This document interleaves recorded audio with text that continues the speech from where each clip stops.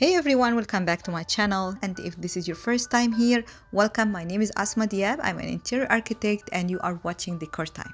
And this channel is all about interior design and home decor, to give you tips and tricks to help you if you decorate or remodeling your space.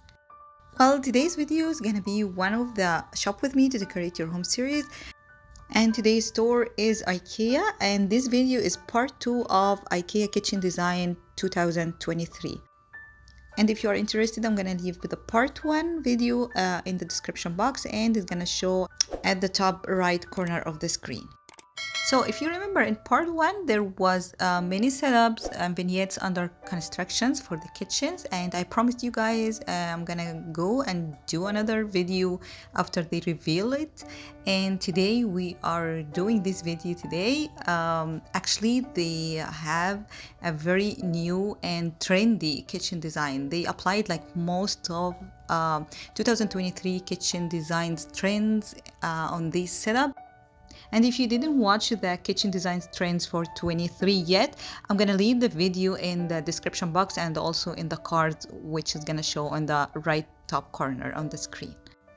Well, as you see in this kitchen design, they used many trends like the coffee corner, the ledge, the two tones for wall and backsplash.